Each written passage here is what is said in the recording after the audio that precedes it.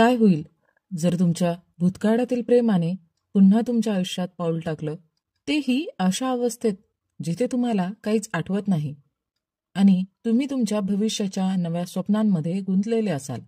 माय husband's wife ही अशीच एक प्रेम, संघर्ष आणि नात्यांमधील गुंतागुंत उलगडणारी कथा आहे. अंकुर आणि परवीन एकेकाळी एकमेकांवर जीवापाड प्रेम करणारे पती-पत्नी, पण नात्यातील ताणतणावामुळं त्यांचा घटस्फोट होतो. काही वर्षांनी अंकुर त्याच्या नवीन प्रेम अंतरासोबत एक आनंदी आयुष्य सुरू करतो. पण अचानक एक धक्कादायक वळण येतं. परवीनच्या अपघातामुळं तिची 5 वर्षाची आठवण जाते आणि ती अजूनही अंकुरला आपला नवरा समजते. आता प्रश्न असा आहे, अंकुर कुणाचा हात धरतो? भूतकाळाचा, जो पुन्हा जोडून घ्यायची संधी देतोय, की भविष्याचा, जिथे त्याने नवीन स्वप्न विणले आहेत? आणि अंतरा, जी अंकुरच्या आयुष्याचा भाग झाली आहे, ती या परिस्थितीला कशी सामोरे जाईल? ही कथा फक्त प्रेमाची नाही, तर आत्मसंशोधनाची आहे, स्वीकृतीची आणि निर्णयाची आहे. शेवट इतका अनपेक्षित आहे की तुम्ही शेवटपर्यंत खिळून राहाल. तर पहा माय हजबंड्स वाईफ, एक अशी कथा जी प्रेम आणि नियतीच्या खेळाची नवीन परिभाषा देईल. चित्रपटाची सुरुवात होते अंकुर चट्टा या प्रॉपर्टी डीलरपासून. काही काळापूर्वीच अंकुरचा घटस्फोट झाला होता, पण त्याला सतत त्याच्या पत्नीचे, परवीनचे भयानक स्वप्न पडत असत. त्यामुळं तो खूप अस्वस्थ होता. घटस्फोटानंतरही तो परवीनला विसरू शकला नव्हता. त्या मानसिक तणावातून बाहेर पडण्यासाठी तो त्याच्या मित्र कुरेशी सोबत त्याच्या दुसऱ्या मित्र बंटीच्या बॅचलर पार्टीला जातो. पण तिथेही तो अस्वस्थच वाटत असतो. तिथेच त्याला त्याचे वडील दिसतात, जे मुलींमध्ये नाचत असतात. हे पाहून तो अधिकच अस्वस्थ होतो. यावेळी कुरेशी त्याला म्हणतो की त्यानेही एका मुलीबरोबर वेळ घालवावा. एक मुलगी अंकुरसोबत रोमॅन्टिक होण्याचा प्रयत्न करते, पण अंकुरला त्याच्या पत्नीची आठवण येते. घाबरून तो त्या मुलीला दूर ढकलतो आणि त्यामुळे ती खूप रागवते. या गोंधळानंतर क्लबमधील बाउन्सर त्याला आणि कुरेशीला मारतात. यानंतर कुरेशी अंकुरला सल्ला देतो की जर तो परवीनला विसरू शकत नसेल तर त्याने ऋषिकेशला जावं. त्याला तिथे नवीन वातावरण मिळेल आणि तो स्वतःला बदलू शकेल. प्रत्यक्षात अंकुरला ऋषिकेशमध्ये एक प्रॉपर्टी विक्री करायची असते, पण तो जाण्यास नकार देत असतो. मात्र कुरेशीच्या सल्ल्यानंतर तो ऋषिकेशला जातो. तिथे जेव्हा तो आपल्या क्लायंटला प्रॉपर्टी दाखवत असतो, तेव्हा अचानक पॅराग्लायडिंग करत असलेली एक मुलगी तिथे येते. हे पाहून तो आश्चर्यचकित होतो, कारण ती मुलगी म्हणजे अंतरा. अंतरा ही त्याच्या कॉलेजची ओळखीची मुलगी होती आणि त्याला तिच्यावर क्रशही होता. पण अंतरा खूप श्रीमंत होती आणि तिचा बॉयफ्रेंड देखील होता. त्यामुळं त्या काळात अंकुरने तिला कधीही प्रपोज करण्याचा प्रयत्न केला नव्हता. पण आज अंतरा समोर आल्यामुळं अंकुर खूप आनंदी होतो. तो अंतरासोबत बोलतो आणि आश्चर्याची गोष्ट म्हणजे अंतरा त्याला ओळखते. अंकुर खूप आनंदित होतो आणि तो कुरेशीला ही बातमी सांगतो. यावर कुरेशी त्याला सल्ला देतो की यावेळी त्याने संधी दवडू नये. यानंतर दुसऱ्या दिवशी अंकुर आणि अंतरा पॅराग्लायडिंगला जातात. पण अंकुर खूप घाबरतो, त्यामुळं तो नीट उडू शकत नाही. अंतरा त्याची परिस्थिती समजून घेते. त्या दोघांनी एकत्र वेळ घालवायला सुरुवात केली होती आणि हळूहळू एकमेकांच्या जवळ येऊ लागले. असं वाटत होतं की दोघेही एकमेकांची कंपनी एन्जॉय करत आहे. अंकुरने अंतराला सांगितले होते की त्याचा काही काळापूर्वीच घटस्फोट झाला आहे. हे ऐकल्यानंतर अंतरालाही जाणून घ्यायचं होतं की त्याचा आणि परवीनचा घटस्फोट कशामुळे झाला. पण अंकुर त्या जुन्या वाईट आठवणींना पुन्हा आठवू इच्छित नव्हता. प्रत्यक्षात आजही अंकुरला त्याच्या स्वप्नांमध्ये परवीन दिसायची आणि तो खूप घाबरायचा. म्हणूनच अंतराला संपूर्ण सत्य जाणून घ्यायचं होतं. अंतरा आणि परवीन दोघी एकाच कॉलेजमध्ये होत्या आणि एकमेकांना ओळखतही होत्या, पण त्या दोघींचं कधीच पटलं नव्हतं. यानंतर अंकुर परत दिल्लीला येतो आणि अंतराला त्याच्या कुटुंबाशी भेटायला घेऊन जातो. अंतराही सगळ्यांसोबत खूप आनंदी असते.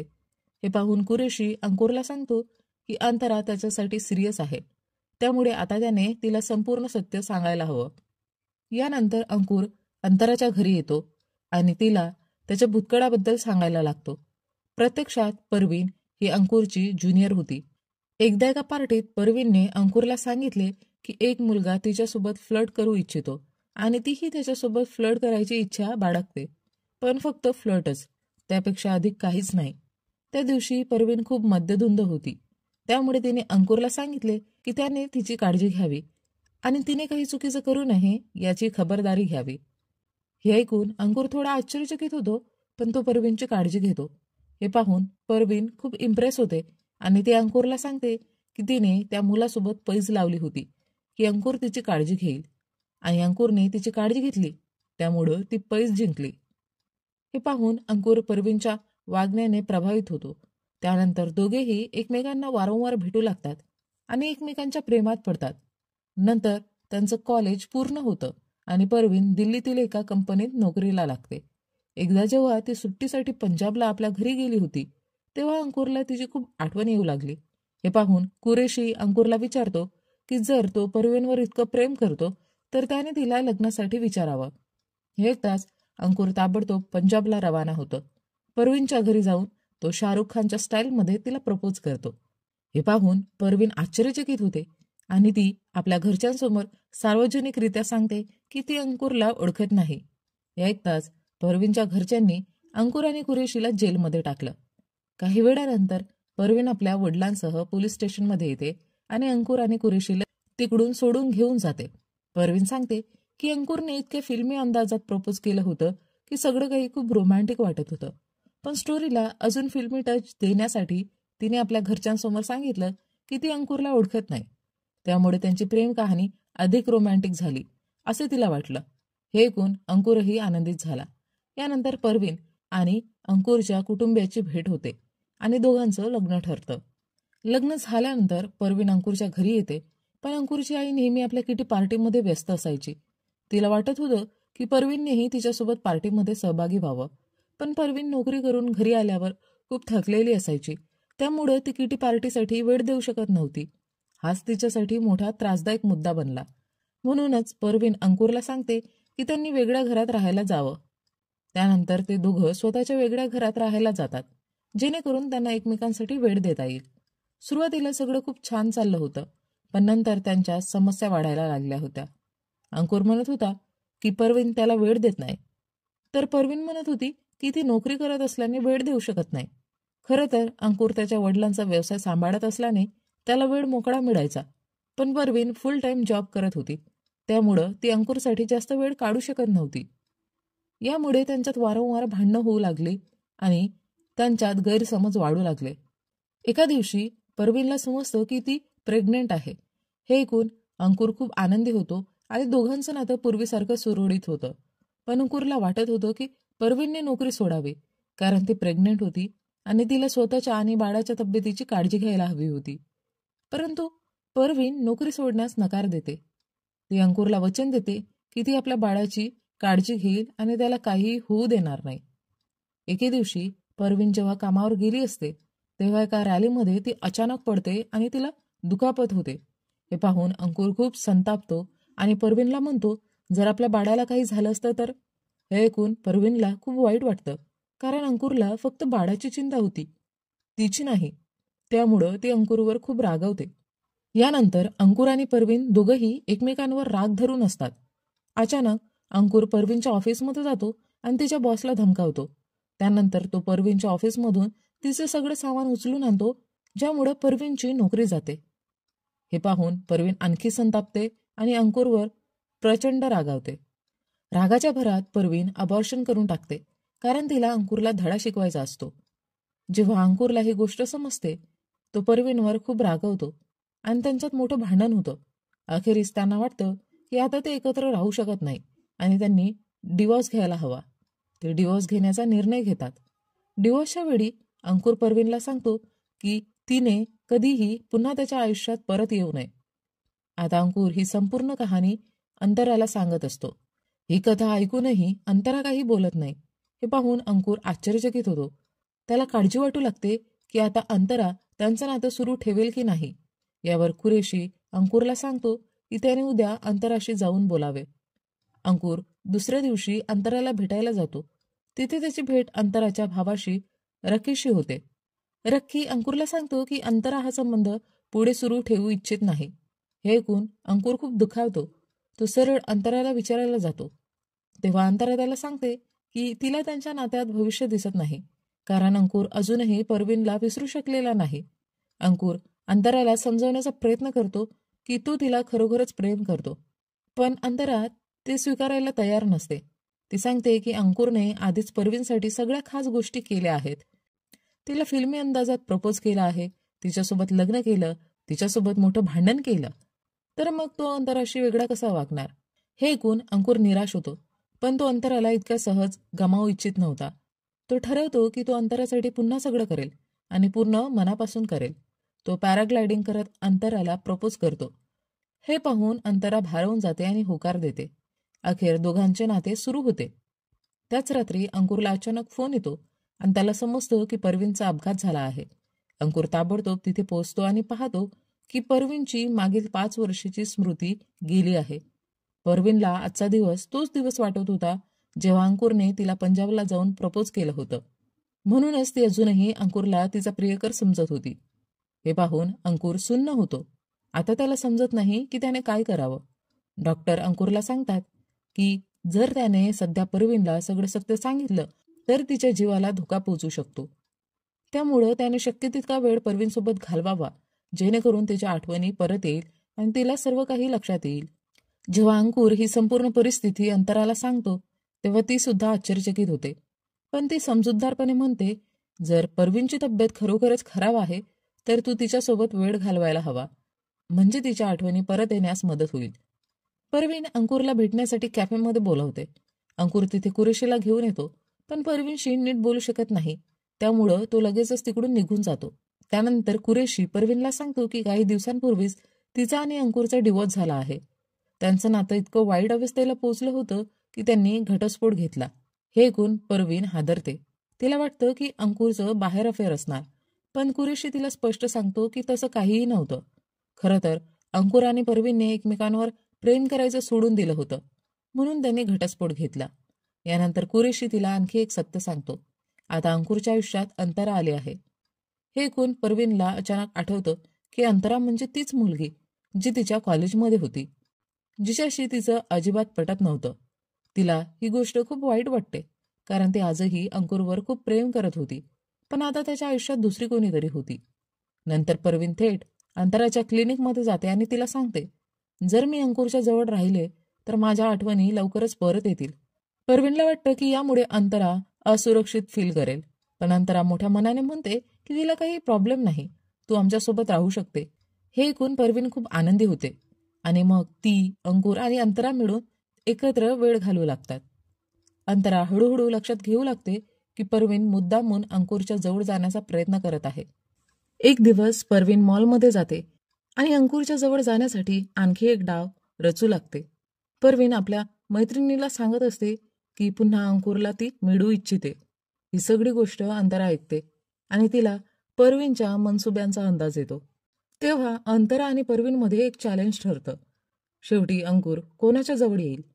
अंतरा परवीनला सांगते की ती अंकुरला सगळी सत्यता सांगू शकते, पण ती तसं करणार नाही, कारण ती अंकुरला जिंकू इच्छिते.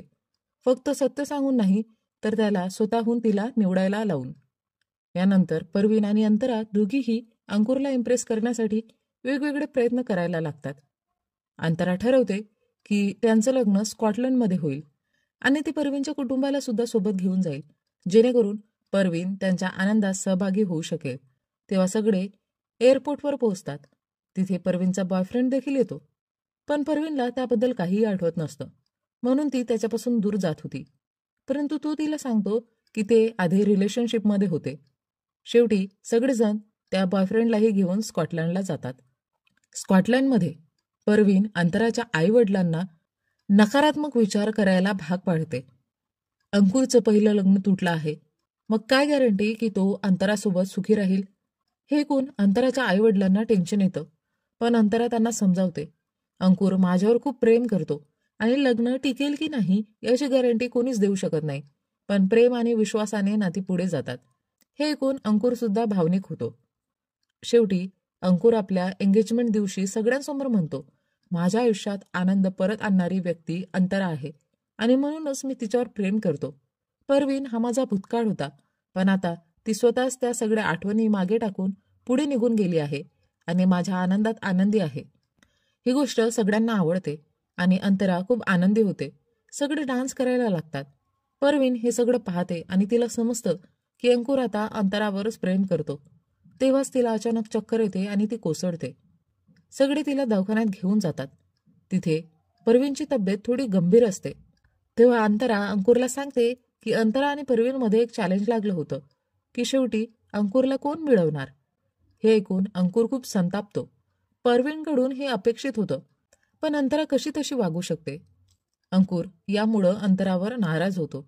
परवीनला शुद्ध येते आणि तिला सत्य समजतं. परवीनला शुद्ध येताच अंकुर तिला विचारतो, तू पुन्हा मला का मिळवू इच्छितेस? तू विसरलीस का की आपल्या नात्यात काय घडलं होतं? त्यावर परवीन उत्तर देते, माझ्या काही आठवणी परत आल्या आहे, पण तरीही मी तुला परत मिळवू इच्छिते. कारण आता मला कळलं आहे की भूतकाळात मीही काही चुका केल्या होत्या आणि मी त्या सुधारू इच्छिते. हे ऐकून अंकुर म्हणतो, चुका फक्त तुझ्या नव्हत्या, मीही चुका केल्या होत्या आणि म्हणूनच आपलं नातं तुटलं. कदाचित आपण एकमेकांसाठी योग्य नव्हतो. यावर परवीनलाही सत्य पटतं आणि तिला समजतं की तिने हा भूतकाळ जबरदस्ती ओढण्याचा प्रयत्न करू नये. ती अंकुरला सांगते, मी आता तुझ्या आणि अंतराच्या नात्यात अडथळा आणणार नाही. तेव्हाच त्यांना समजतं की अंतरा लंडनला परत जाण्यासाठी एअरपोर्टवर पोहोचली आहे. हे ऐकून परवीन अंकुरला घेऊन तिथे धावत जाते. एअरपोर्टवर परवीन अंतराला सांगते, अंकुर तुझ्यावर खरंच खूप प्रेम करतो आणि म्हणूनच मी माझ्या एक्स हजबंडच्या वतीने तुला प्रपोज करत आहे. हे ऐकून अंतरा आनंदाने हसते आणि अंकुरसोबत तिचे सारे गैरसमज दूर होतात. शेवटी अंकुर आणि अंतराचे सुंदर लग्न होते आणि परवीन त्यांच्यासोबत आनंदाने नाचत असते. आणि यासोबतच हा चित्रपट इथे संपतो. मंडळी, ही होती माझ्या नवऱ्याची बायको म्हणजे माय हजबंड्स वाईफ या चित्रपटाची संपूर्ण कथा. माय हजबंड्स वाईफ हा चित्रपट प्रेम, विसंवाद, स्वीकृती आणि आयुष्य पुढे नेण्याच्या प्रवासावर प्रकाश टाकतो. संबंध टिकवण्यासाठी परस्पर समजूतदारपणा आणि संवाद महत्वाचा असतो. अंकुर आणि परवीनच्या नात्यात संवादाचा अभाव होता, त्यामुळं गैरसमज वाढत गेले. प्रत्येक व्यक्तीला दुसरी संधी द्यावी, पण जबरदस्तीने भूतकाळ पकडून ठेवू नये. परवीनला तिच्या चुका उमगतात, पण ती त्याच नात्यात परत जाण्याचा प्रयत्न करते. मात्र अखेरीस तिला समजतं की काही नाती पुन्हा जोडू शकत नाही. खरं प्रेम तेच असतं जे आपल्या जोडीदाराच्या आनंदासाठी त्याला मोकळं सोडतं. परवीनने शेवटी सगळं समजून घेतलं की अंकुर आणि अंतरा एकमेकांसोबत सुखी आहेत, त्यामुळे तिने त्यांना एकत्र येऊ दिलं. आयुष्य पुढं जात राहतं आणि आपण त्यात सकारात्मक दृष्टिकोन ठेवला पाहिजे. शेवटी परवीन दुःखात न अडकता पुढे जाते, तर अंकुर आणि अंतरा एकत्र नवीन सुरुवात करतात. हा चित्रपट आपल्याला शिकवतो की प्रेम आणि नाती फक्त भावना नसून त्यात परस्पर समज, त्याग आणि योग्य निर्णय घेण्याची क्षमता असावी लागते. भूतकाळात अडकून राहिल्यास दुःखच मिळतं, पण जर आपल्या आयुष्याला पुढे नेण्याचा विचार केला तर खऱ्या अर्थाने नवीन संधी आणि आनंदाचा मार्ग मोकळा होतो.